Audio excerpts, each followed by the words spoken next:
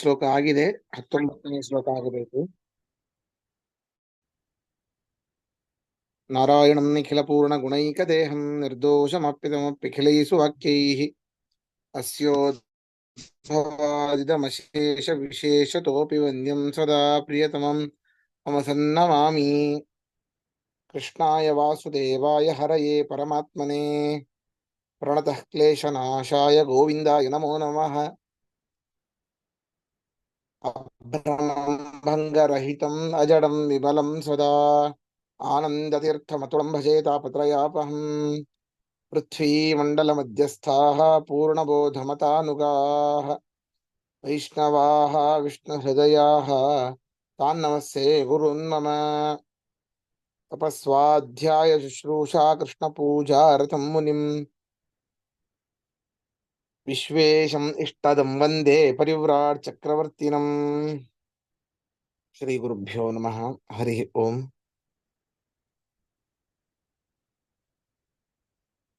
ಧ್ಯಾನ ಯೋಗದ ಪೂರ್ಣತೆಯನ್ನ ಪಡೆದವನು ಹೇಗಿರ್ತಾನೆ, ಯಾರು ಧ್ಯಾನ ಯೋಗವನ್ನ ಸಂಪೂರ್ಣವಾಗಿ ಸಿದ್ಧಿಸಿಕೊಂಡಿದ್ದಾನೆ ಅಂತ ಯಾರನ್ನ ಹೇಳಬಹುದು ಅಂತ 6ನೇ ಅಧ್ಯಾಯದ 18ನೇ ಶ್ಲೋಕದಲ್ಲಿ ಹೇಳಿದ. ಇನ್ನು ಆ ಧ್ಯಾನ ಯೋಗವನ್ನ ಸಿದ್ಧಿಸಿಕೊಂಡಿರುವಂತಹ ಆ ವ್ಯಕ್ತಿಯ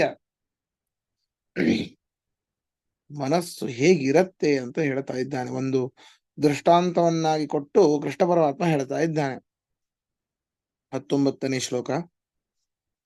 ಯಥಾ ದೀಪೋ ನಿವಾತಸ್ಥೋ ನೇಂಗತೆ ಸೋಪಮಾ ಸ್ಮೃತ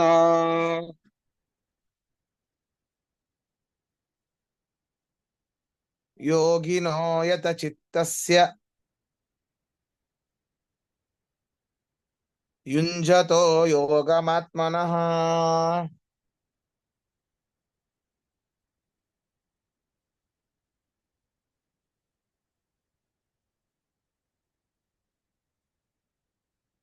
ಆ ಭಗವಂತನ ಧ್ಯಾನ ಮಾಡುತ್ತಿರುವಂತಹ ಆ ಒಂದು ಧ್ಯಾನ ಯೋಗಿಯ ಮನಸ್ಸು ಹೇಗಿರುತ್ತೆ ಅಂತಂದ್ರೆ ಪರಮಾತ್ಮನನ್ನ ಬಿಟ್ಟು ಅಲ್ಲಾಡೋದೇ ಇಲ್ಲವಂತೆ.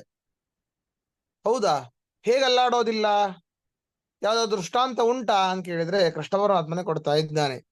ನಿವಾತಸ್ಥಃ ದೀಪಃ ಯಥಾ ನ ಇಂಗತೆ ತದೇವ ಉಪಮಾ ಸ್ಮೃತ ಸಹ ಏವ ಉಪಮಾ ಸ್ಮೃತ ಅಂತ. ಅಂದ್ರೆ ಗಾಳಿ ಇಲ್ಲದೆ ಇರುವಂತಹ ಸ್ಥಳದಲ್ಲಿ ಹೇಗೆ ದೀಪವು ಅಲ್ಲಾಡೋದಿಲ್ಲವೋ ಹಾಗೆ ಈ ಒಂದು ಧ್ಯಾನ ಯೋಗವನ್ನ ಸಿದ್ಧಿಸಿಕೊಂಡಿರುವಂತಹ ಧ್ಯಾನ ಯೋಗಿಯ ಮನಸ್ಸು ಭಗವಂತನನ್ನ ಬಿಟ್ಟು ಬೇರೆಲ್ಲೂ ಅಲ್ಲಾಡೋದಿಲ್ಲ. ಅಂದ್ರೆ ಚಾಂಚಲ್ಯ ಎಂಬುವಂಥದ್ದು ಅವನ ಒಂದು ಮನಸ್ಸಿಗೆ ಇರೋದಿಲ್ಲ ಅಂತ ಕೃಷ್ಣ ಪರಮಾತ್ಮ ಅದ್ಭುತವಾದ ದೃಷ್ಟಾಂತವನ್ನ ಕೊಡ್ತಾ ಇದ್ದಾನೆ. ನೋಡಿ, ಅರ್ಥ ನೋಡಿ.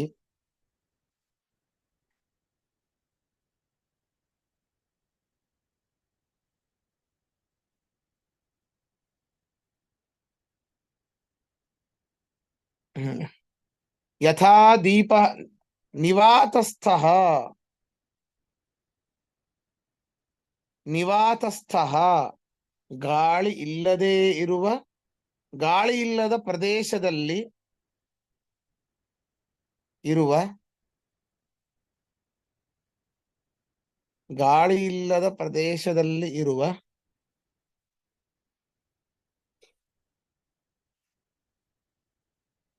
ದೀಪಃ ದೀಪವು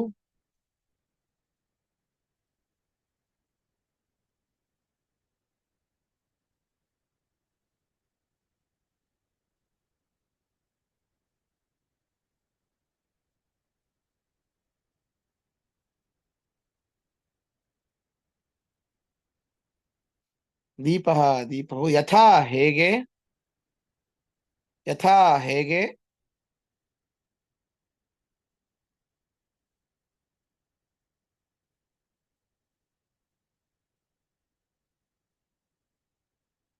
ನೇಂಗತೆ ಚಲಿಸುವುದಿಲ್ಲವೋ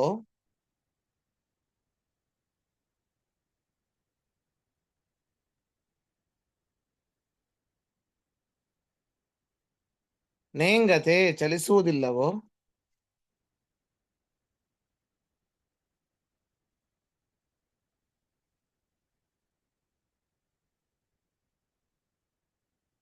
ಸಹ ಆ ದೀಪವು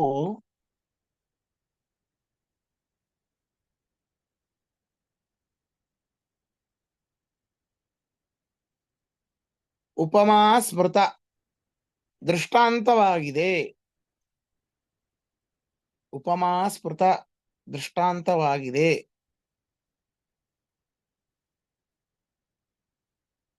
ಯಾವುದಕ್ಕೆ ಅಂತ ಹೇಳ್ತಾ ಇದ್ದಾನೆ. ಆತ್ಮನಃ ಯೋಗಂ. ಆತ್ಮನಃ ಯೋಗಂ.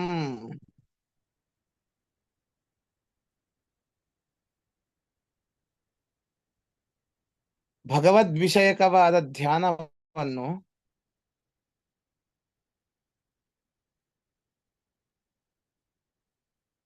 ಭಗವದ್ವಿಷಯಕವಾದ ಧ್ಯಾನವನ್ನು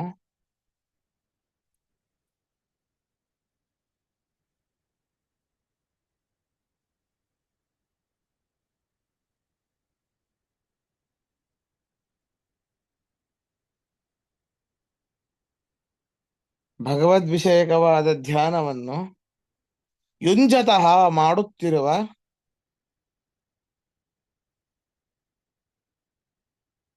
ಯುಂಜತಃ ಮಾಡುತ್ತಿರುವ ಯೋಗಿನಃ ಧ್ಯಾನ ಯೋಗಿಗೆ ಯೋಗಿನಃ ಧ್ಯಾನ ಯೋಗಿಗೆ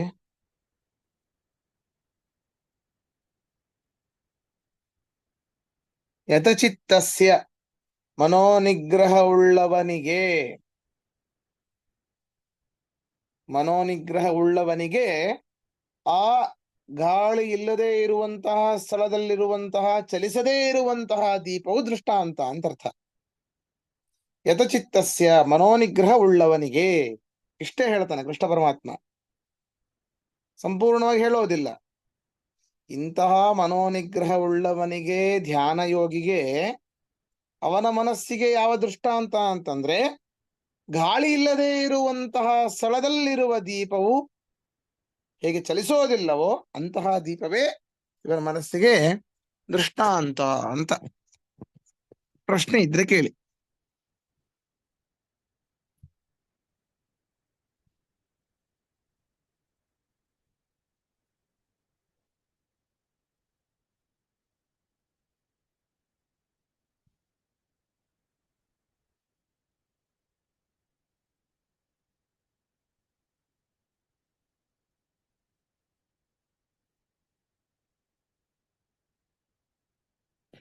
ಪ್ರಶ್ನೆ ಇದೆನಾ?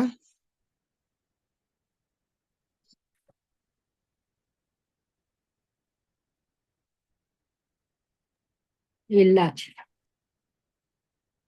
ಸರಿ, ಮುಂದೆ 4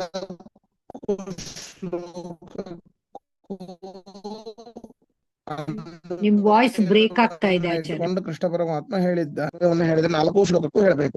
ಇವತ್ತು 1 ಶ್ಲೋಕವನ್ನ ನೋಡೋಣ. ಹೌದಾ? ಇವಾಗ ತೊಂದರೆ ಇಲ್ವಾ? ಇವಾಗ ಪರವಾಗಿಲ್ಲ. ಹಾ, ಸರಿ ಸರಿ. 4 ಶ್ಲೋಕಕ್ಕೂ ಅನ್ವಯವನ್ನ ಕೂಡಿಸಿ ಹೇಳ್ತಾ ಇದ್ದಾನೆ. 4 ಶ್ಲೋಕಕ್ಕೂ ನೋಡಿ ಧ್ಯಾನದ ಫಲ ಏನು ಅಂತ ಹೇಳ್ತಾ ಇದ್ದಾನೆ. ಇವತ್ತು 1-2 ಶ್ಲೋಕವನ್ನು ನೋಡೋಣ. ಆದರೆ ಪಾಠ ಬರೀ ಶ್ಲೋಕ ಪಾಠ 4 ಮಾಡಿರ್ತೇನೆ. ಇದರ ಅನ್ವಯವನ್ನ ನಾಳಿನ ಪಾಠಗಳಲ್ಲಿ ಹೇಳ್ತಾ ಹೋಗ್ತೇನೆ. ಇವತ್ತು ಎಷ್ಟಾಗುತ್ತೋ ಅಷ್ಟು ಹೇಳ್ತೇನೆ. ಯತ್ರೋ ಪರಮತೆ ಚಿತ್ತಂ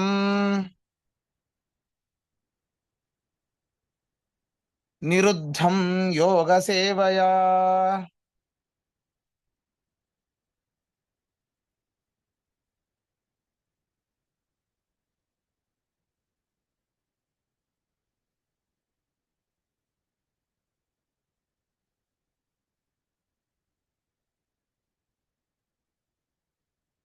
ಯತ್ರ ಚೈವಾತ್ಮನಾತ್ಮಾನಂ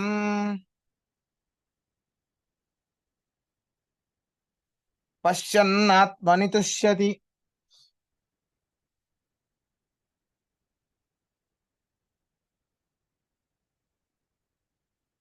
ಸುಖಮಾತ್ಯಂತಿಕಂ ಯತ್ತದ್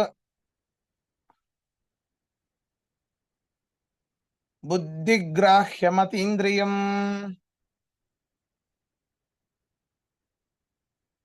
ವೇತ್ತಿ ಯತ್ರ ನ ಚೈವಾಯಂ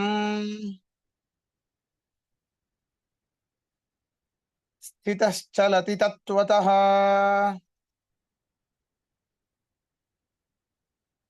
ಯಂ ಲಬ್ಧ್ವಾ ಚಾಪರಂ ಲಾಭಂ ಮನ್ಯತೆ ನಾಧಿಕಂ ತತಃ. ಯಸ್ಮಿನ್ ಸ್ಥಿತೋ ನ ದುಃಖೇನ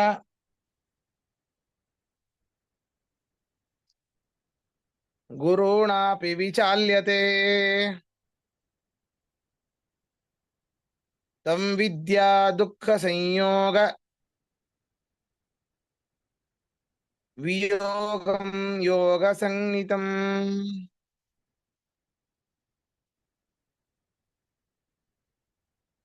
ಸ ನಿಶ್ಚಯೇನ ಯೋಕ್ತವ್ಯೋ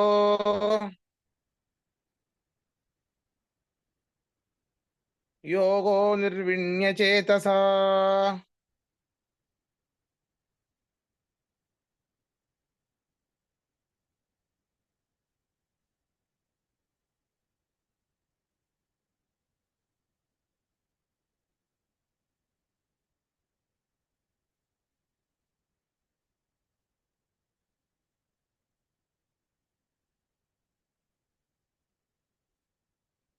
ಹೇಗೆ ಇರ್ತಾನೆ ಅವನು?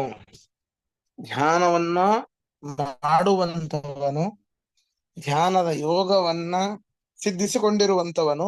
ಆಯ್ತು, ಒಮ್ಮೆ ಸಿದ್ಧವಾಯಿತು ಅಂತ ಹೇಳಿ ಅದನ್ನ ಅನುಷ್ಠಾನ ಮಾಡದೇ ಇರಬಾರದು, ಮಾಡ್ತಾ ಇರಬೇಕು ಧ್ಯಾನವನ್ನ. ಏನೇನು ಅನ್ಕೊಳ್ತಾನೆ ಅಂತಂದ್ರೆ, ಈ ಒಂದು ಧ್ಯಾನ ಯೋಗದ ಆಚರಣೆಯಿಂದ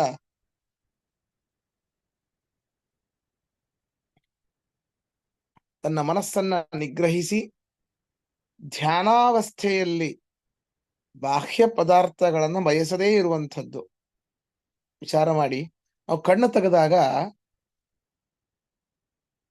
ಮುಂದಿರುವಂಥದ್ದು ಕಣ್ಣಿಗೆ ಕಾಣಿಸ್ತಿರುತ್ತೆ, ನಮ್ಮ ಗಮನ ಅಲ್ಲೇ ಇರುತ್ತೆ. ಕಣ್ಣು ಮುಚ್ಚಿದಾಗ ಯಾವುದೂ ಕಾಣುವುದಿಲ್ಲ, ಎಲ್ಲೆಲ್ಲಿರೋದು ಎಲ್ಲಾ ವಸ್ತುಗಳ ಗಮನ ಎಲ್ಲ ಬರ್ತಾ ಇರ್ತದೆ. ನಿಮಗೆ ಗೊತ್ತಿರಬೇಕು, ಮಾಮೂಲು ಎಲ್ಲಾ ತಿಥಿಗಳಲ್ಲೂ ಕೂಡ ಅವತ್ತಿನ ದಿನ ಏನ್ ಅಡಿಗೆ ಮಾಡಿರ್ತೇವೋ ಏನ್ ಮಾಡಿರ್ತೇವೋ ಅದನ್ನಷ್ಟೇ ತಿಂದು ತೃಪ್ತರಾಗಿ ಇರ್ತೇವೆ.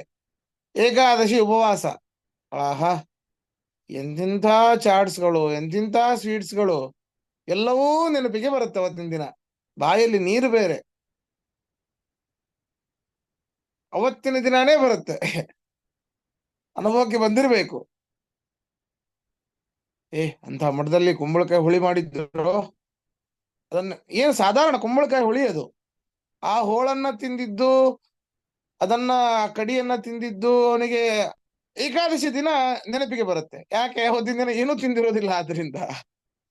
ಹಾಗಲ್ಲ, ಧ್ಯಾನಾವಸ್ಥೆಯಲ್ಲೂ ಕೂಡ, ಧ್ಯಾನ ಅಂದ್ರೆ ಹೇಳಿದ್ದಾನೆ ಕೃಷ್ಣ ಪರಮಾತ್ಮ, ಕಣ್ಣು ಮುಚ್ಚಿ ಎರಡು ಭ್ರೂಗಳ ಮಧ್ಯದಲ್ಲಿ ಇದ್ದುಕೊಂಡು ಮಾಡಬೇಕು ಅಂತ, ಧ್ಯಾನ ಮಾಡ್ತಾ ಇರಬೇಕು, ಈ ರೀತಿ ಧ್ಯಾನ ಮಾಡಬೇಕು ಅಂತ. ಈ ಕಣ್ಣು ಮುಚ್ಚಿದಾಗ ಏನು ಧ್ಯಾನ ಮಾಡ್ತಾ ಇರ್ತೇವೆ, ಆ ಧ್ಯಾನಾವಸ್ಥೆಯಲ್ಲೂ ಕೂಡ ಬಾಹ್ಯ ಪದಾರ್ಥಗಳನ್ನ ಬಯಸಬಾರದು, ಅಂತಹ ಸ್ಥಿತಿಯನ್ನು ತಲುಪಿರಬೇಕು.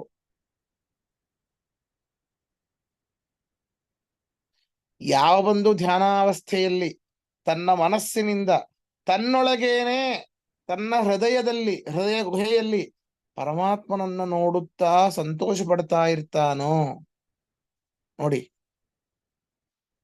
ಅಂದ್ರೆ ಪರಮಾತ್ಮ ಬೇರೆಲ್ಲೂ ಇಲ್ಲ, ಗುಹಾಯಾಂ ಪ್ರವಿಷ್ಟ, ಹೃದಯ ಗುಹಾಯಾಂ ಪ್ರವಿಷ್ಟ, ನಮ್ಮ ಹೃದಯ ಗುಹೆಯಲ್ಲೇ ಪರಮಾತ್ಮ ಇದ್ದಾನೆ, ಅವನೇ ನಮಗೆ ಅನುಗ್ರಹ ಮಾಡ್ತಾನೆ ಎನ್ನುವಂತಹ ಕಾನ್ಫಿಡೆನ್ಸ್ ಇರಬೇಕು. ಅದನ್ನ ನೋಡ್ತಾ ಪರಮಾತ್ಮನ ಆ ಒಂದು ಬಿಂಬ ರೂಪನಾದ ಪರಮಾತ್ಮನನ್ನ ನೋಡ್ತಾ ಸಂತೋಷ ಪಡ್ತಾ ಇರ್ಬೇಕಂತೆ.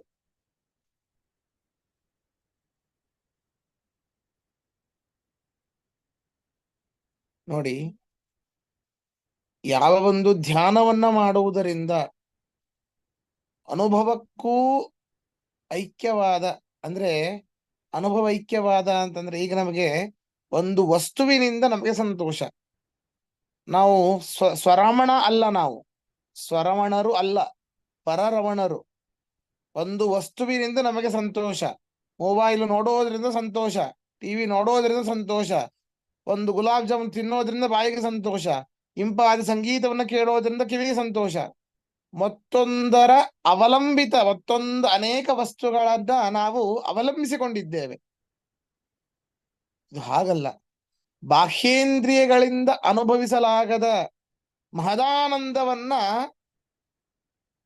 ಅನುಭವಿಸ್ತಾ ಇರ್ತಾನೆ ಆ ಒಂದು ಯೋಗಿ. ಹೇಗೆ? ಆ ಪರಮಾತ್ಮನ ನೋಡ್ತಾ ಇದ್ದಾಗ. ಅಂತಹ ಧ್ಯಾನವನ್ನ ತಲುಪಿದಾಗ, ಅಂತಹ ಧ್ಯಾನದ ಅವಸ್ಥೆಯನ್ನು ತಲುಪಿದಾಗ, ಹಿಂದೆ ಹೇಳಿದ್ವಿ, ಯಥಾ ದೀಪೋ ನಿವಾದಸ್ಥೋ ನೇಂಗತೆ ಸ್ವಭಾವ ಸ್ಮೃತ. ಭಗವಂತನನ್ನು ಬಿಟ್ಟು ಎಲ್ಲೂ ಅಲ್ಲಾಡೋದಿಲ್ಲ ಮನಸ್ಸು. ಧ್ಯಾನಾವಸ್ಥೆಯನ್ನು ತಲುಪಿರ್ತಾನೆ. ಇನ್ನೂ ನಿಮಗೆ ಏನೋ ಒಳ್ಳೆ ಲಾಟ್ರಿ ಹೊಡಿತು ಅಂತ ತಿಳ್ಕೊಳ್ಳಿ, ₹1,00,00,000 ಲಾಟ್ರಿ ಹೊಡಿತು. ಲಾಟ್ರಿ ಹೊಡಿತು ಮಾರಾಯ ಅಂತ ಖುಷಿ ಆಗೋದು ಅಲ್ಲ. ಆ ಒಂದು ಧ್ಯಾನಾವಸ್ಥೆ ಅಂತ ಏನಿದೆ, ಅದನ್ನ ಹೊರತುಪಡಿಸಿ ಇನ್ಯಾವುದೇ ಲಾಭವನ್ನ ಹೆಚ್ಚು, ಆ ಧ್ಯಾನಾವಸ್ಥೆಯಿಂದ ಬರುವಂತಹ ಆನಂದಕ್ಕಿಂತ ಹೆಚ್ಚು ಅಂತ ತಿಳಿಯಬಾರದವನು. ಆ ರೀತಿ ಒಂದು ಅವಸ್ಥೆಯನ್ನ, ಆ ಒಂದು ಲೆವೆಲ್ ಅನ್ನ ತಲುಪಿರಬೇಕು ಅವನು. ಇನ್ನು ಅಷ್ಟೇ ಅಲ್ಲ, ಪ್ರಬಲವಾದ ದುಃಖ ಆಗಿರುತ್ತೆ ನಿಮಗೆ. ಯಾರೋ ನಮಗೆ ಬೇಕಾದ ವಸ್ತುವೇ ಕಳೆದು ಹೋಗಿರುತ್ತೆ, ಹೋದಾಗಲೂ ಕೂಡ ದುಃಖದ ಕಾರಣ ಗೊತ್ತು, ಎಲ್ಲವೂ ಗೊತ್ತು, ದುಃಖ ಆಗತ್ತೆ ಅಂತ ಗೊತ್ತಿದ್ದರೂ ಆ ದುಃಖದಿಂದಾಗಿ, ದುಃಖ ಆಗೇ ಆಗುತ್ತೆ, ಸಹಜ ಅದು. ಆ ದುಃಖದಿಂದಾಗಿ ಇವನು ಕುಗ್ಗಬಾರದು, ವಿಚಲಿತನಾಗಬಾರದು. ಧ್ಯಾನಾವಸ್ಥೆಯನ್ನ ತಲುಪಿದಂತಹ ಆ ಒಬ್ಬ ಯೋಗಿ, ಅವನು ಇಂತಹ ಪ್ರಬಲವಾದ ದುಃಖವನ್ನ ಅವನು ಅನುಭವಿಸಿದರೂ ವಿಚಲಿತನಾಗೋದಿಲ್ಲ. ಇಲ್ಲಿ ಸುಖ ದುಃಖಗಳನ್ನ ಅನುಭವಿಸ್ಲಿಕ್ಕೆ ಯಾವ ತೊಂದರೆ ಇಲ್ಲ. ಆದ್ರೆ ಸುಖ ಬಂದಾಗ ಹಿಗ್ಗೋದು, ದುಃಖ ಬಂದಾಗ ಕುಗ್ಗೋದು, ಈ ರೀತಿಯಾದಂತಹ ಏರುಪೇರುಗಳು ಆಗದೇ ಇರುವಂತವನು ಏನಿರ್ತಾನೆ, ಅವನೇ ನಿಜವಾದ ಧ್ಯಾನವನ್ನ ಸಿದ್ಧಿಸಿಕೊಂಡಂತಹ ಯೋಗಿ. ಇದು ನಾನು 4 ಶ್ಲೋಕದ್ದು ತಾತ್ಪರ್ಯವನ್ನು ಹೇಳ್ತಾ ಇದ್ದೇನೆ.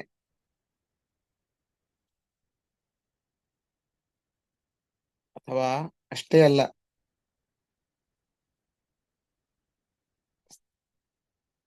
ಈ ಒಂದು ಧ್ಯಾನಾವಸ್ಥೆ ಏನಿದೆ, ಆ ಧ್ಯಾನಾವಸ್ಥೆ ಒಂದೇನಿದೆ, ಅದು ದುಃಖವನ್ನೇ ಬಾರದ ಹಾಗೆ ತಡೆಯುತ್ತೆ, ನೀವು ಅದರ ಮೇಲೆ ನಂಬಿಕೆ ಇಟ್ಟಾಗ. ನೀವು ಅದರ ಮೇಲೆ ಸರಿಯಾಗಿ ನಂಬಿಕೆ ಇಟ್ಟು ಪ್ರತಿನಿತ್ಯ ಅನುಷ್ಠಾನ ಮಾಡಿದಾಗ ಅದು ದುಃಖವನ್ನೇ ಬಾರದಂತೆ ತಡೆಯುತ್ತೆ. ಏನು ದುಃಖವನ್ನೇ ಬಾರದಂತೆ ತಡೆಯುತ್ತೆ? ನಾವು ಆರಾಮಾಗಿದ್ಬಿಡ್ತೇವ?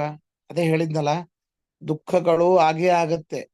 ಅನೇಕ ಇನ್ಸಿಡೆಂಟ್ಗಳು, ದುಃಖಕ್ಕೆ ಕಾರಣವಾದಂತಹ ಇನ್ಸಿಡೆಂಟ್ಗಳು ಆಗೇ ಆಗತ್ತೆ.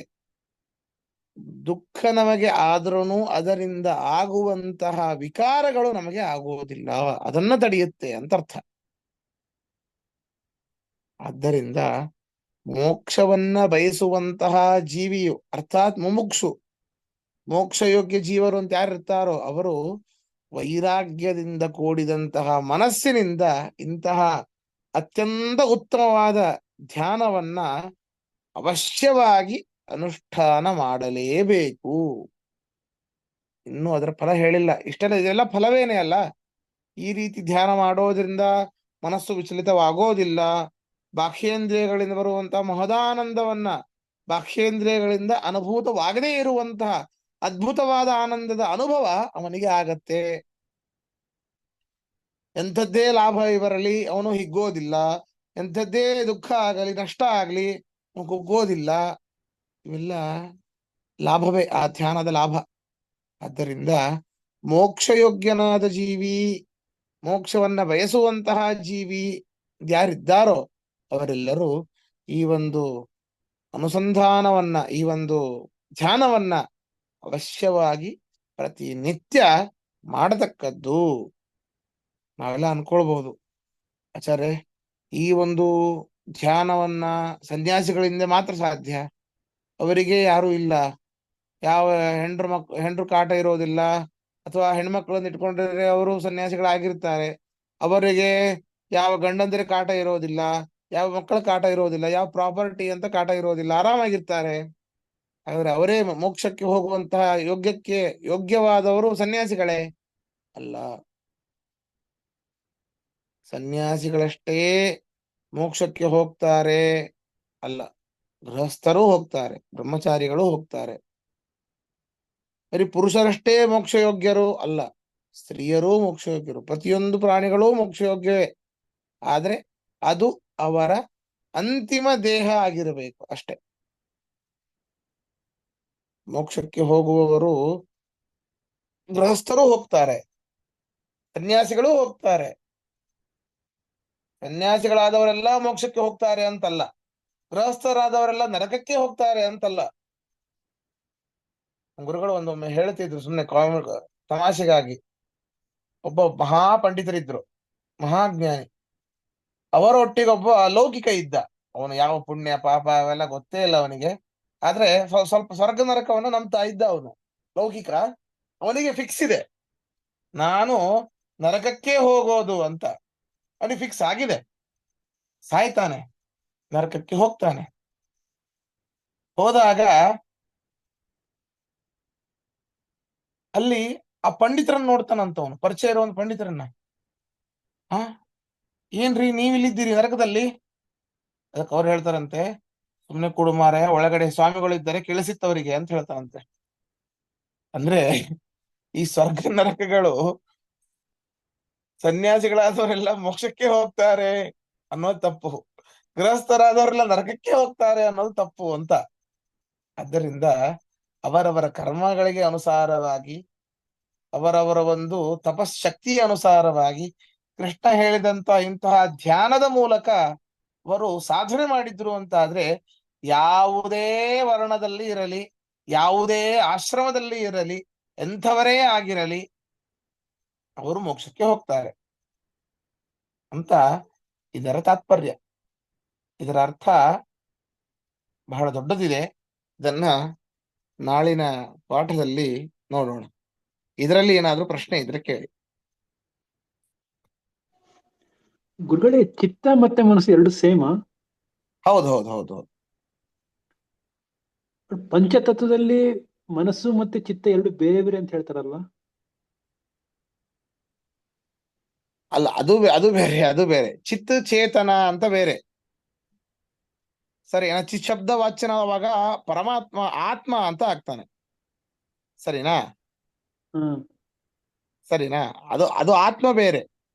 ಚಿತ್ ಅಂತಂದ್ರೆ ಜ್ಞಾನ ಅಂತಾನು ಅರ್ಥ ಇದೆ, ಸರಿನಾ? ಹಾ. ಸಂಸ್ಕೃತದಲ್ಲಿ ಚಿತ್ತ ಅಂತಂದ್ರೆ, ಅಂದ್ರೆ ಸಂಸ್ಕೃತದಲ್ಲಿ ಒಂದೇ ಶಬ್ದಕ್ಕೆ ಅನೇಕ ಅರ್ಥಗಳು, ಸರಿನಾ? ಆಯಾ ಸಮಯದಲ್ಲಿ ಅದನ್ನ ಇಟ್ಕೊಳ್ಬೇಕು ಅಷ್ಟೇ. ಆತ್ಮ ಶಬ್ದಕ್ಕೆ ಪರಮಾತ್ಮ ಅಂತಾನು ಅರ್ಥ ಇದೆ, ಜೀವಾತ್ಮ ಅಂತಾನು ಅರ್ಥ ಇದೆ, ಬುದ್ಧಿ ಅಂತ ಅರ್ಥ ಇದೆ, ಆ ಮನಸ್ಸು ಅಂತಾನು ಅರ್ಥ ಇದೆ, ಸರಿನಾ? ಹಾಗೆ. ಧನ್ಯವಾದಗಳು. ಸರಿ ಸರಿ.